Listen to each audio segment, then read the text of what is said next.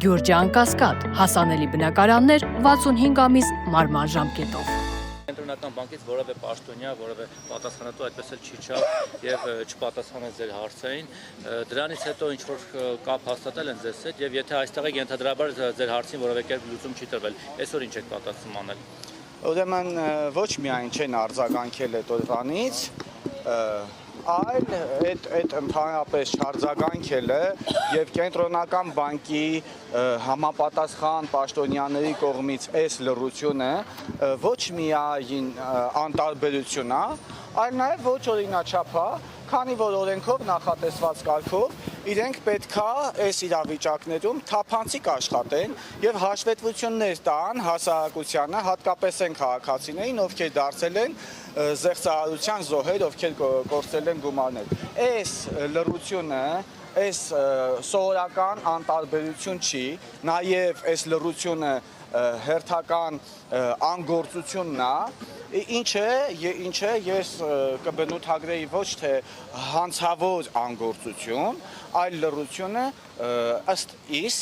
հանցավոր գործունեություն է։ Նայեք, նախորդ անգամ բողոքի ակցիան շարունակվեց նաև դատախազության մոտ, համապատասխան նամակներ հանձնվեցին, իդեպ թեմային հենց դատախազ անդրադարձել նաև ազգային ժողովում,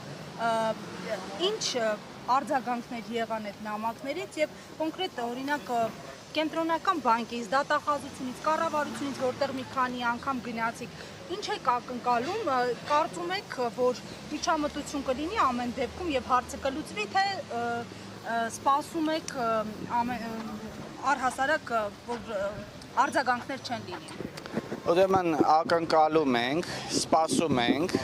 եւ տևական ժամանակ է ինչ սպասում ենք, արդեն 2 ամսից մի քանի օր ավել է սպասում ենք, որ պետք է առաջին չեղարկվեն ապօրինի վարկային պահանջները։ Սա մենք այս հարցը այլևս քննարկելի չէ, պետք է չեղարկվեն ապօրինի վարկային պահանջները։ Արձագանքներ ես արդեն ասել եմ, որ մյուս մարմիններից, օրինակ գլխավոր դատախազությունից, օրինակ քննչական կոմիտեից ունեցել ենք, բավարար կգնահատեի այդ արձագանքները, սակայն պետքա օրինակ գլխավոր դատախազը անցնի գործուն քայլերի, հա, ազգային ժողովում իր հայտարարությունները ճիշտ էր, տեղին էր, ողջամիտ էր գնահատված, օբյեկտիվ էր գնահատված իրավիճակը, բայց պետքա անցնի գլխավոր դատախազը ավելի գործուն քայլերի եւ նորից եմ պնդում, որ բանկերի զեղծարարությունների պատճառով չպետքա տուժի եւ չպետքա վնաս կրի հաճախորդը։ Ինչ նկատի ունեք, որ ասում եք գործուն քայլերի միջնորդությունը Ինչ պետք է, որտեղ իրավական դաշտում եթե նայում եք, պարոն Կարագոյան, բանկերն էլ են ասում, դե չգնայիք, ուշադիր լինեիք, չտրվեիք այդ գայթակղությանը, օրինակ վարկ չձևակերպեն ձեր անունով։ Չէ, այս վարկերի լծակները ո՞րն է ազդող։ Բանկերի մեկնաբանությունները իհարկե հիմնավոր չի, անտրամաբանական է,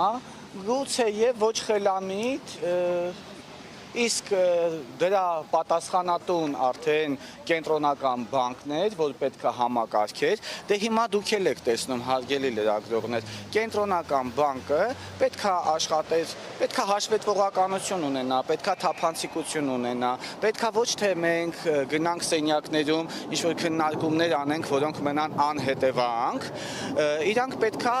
թափանցիկ կերպով ինչպես են աշխատում։ Մենք նախորդ անգամ ասեցինք, թող գան լրատվամիջոցների ներկայությամբ պատասխանեն մեր հարցերին, իրենք թափանցիկություն պետք է ունենան եւ այս հարցերին պատասխանելով իրանք կկարողանան իրենց պարտավորությունները գոնե այդքանով կատարել, ինչը Հայաստանի Հանրապետության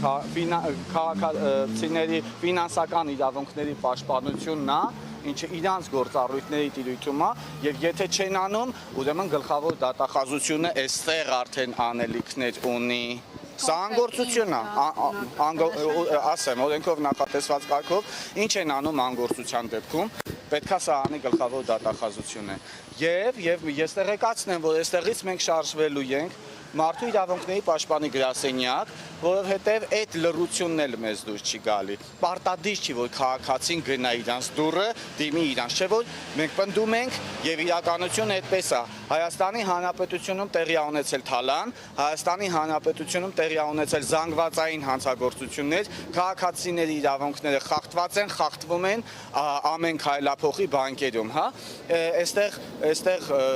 ելնելով նախորդ ակցիայից, ելնելով հրապարակումներից արդեն բացարձակապես էլ պարտադիր չէր, որ քաղաքացիները գնային մարդու իրավունքների պաշտպանի դուռը, բայց այսօր ես խոստանում եմ, որ մենք անպայման պետքա գնանք։ Իրենք պետքա իրանց միջոցներով նախաձեռնեին հանդիպում, քննարկում կենտրոնական բանկի բարձրաստիճան պաշտոնյաների հետ։ Բանկերի դուռը չեք ուզում դնել։ Ի վերջո այդ բանկերը չունեն բավարար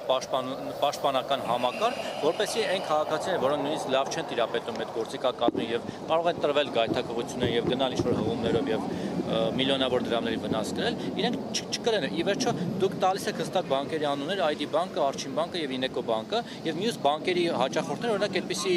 խնդիրների առաջ չեն կանգնում։ Կանգնում են, մյուս բանկերն էլ են կանգնում։ Այդքան հաճախակի չէ։ Եվ այստեղ խոսքը չի գնում միայն ու միայն վարկերի մասին։ Հա, այստեղ խոսքը գնում է ընդհանրապես բանկերում տեղի ունեցած զեղծարարությունների մասին, որը նաև հետևյալն է։ Օրինակ քաղաքացի ունենք, որ իր ավանդային գումարներն են գողացել, եւ այդ մասին նաև ես հենց այսօր եմ ստացել ահազանգ, ուրեմն այս գողացված գումարները ներողություն, այս պահին չեմ հիշում, բայց հեսա քաղաքացուն դեմքով կտեսնեմ, դուք եք։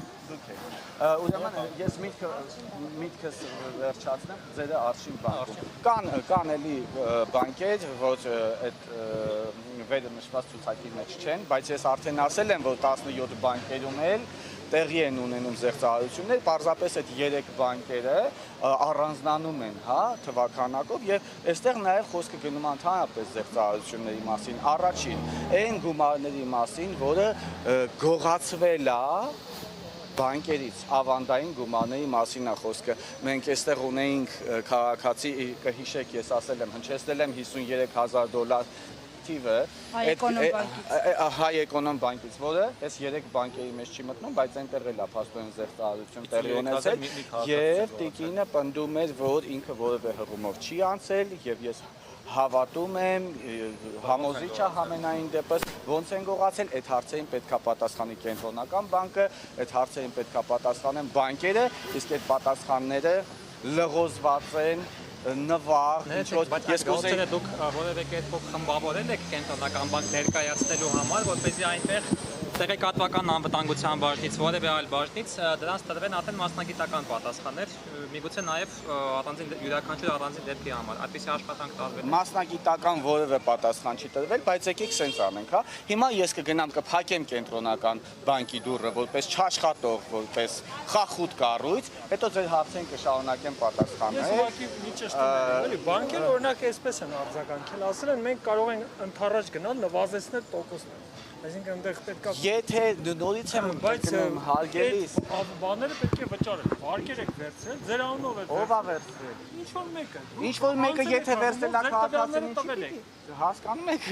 Հիմա հնարավոր է որ ձեր տվյալներն էլ ինչ որ մեկը տա, այդ նշանակում է որ ձեզ փաստացի վարկ տրամադրվել է։ Եթե ձեզ փաստացի վարկ չի տրամադրվել, եթե դուք որևէ անգամ դուք անձամբ վարկի համար չեք դիմել, չի եղել դիմելու հարցում ձեր մասնակցությունը կամ համաձայնությունը եւ փաստացի որևէ մեկը, այդ թվում բանկը, այդ թվում բոլոր բանկերը ձեզ փաստացի գումար չեն տրամադրել, ըստ որի նախաձեռնվել է քրեական վարույթ, ապա եւ ձեր միջև չկա վարկային պայմանագիր, չկա ձեր ստորագրությունը, ապա այս պահանջները ոչ օրինաչափ են, զոռբայություն է, հանիրավի պահանջներ է քաղաքացիների նկատմամբ եւ ոչ այլ ինչա քան թալան։ Այս սրանք ելնելով չէ, հարցը հայկենք, հա, եկեք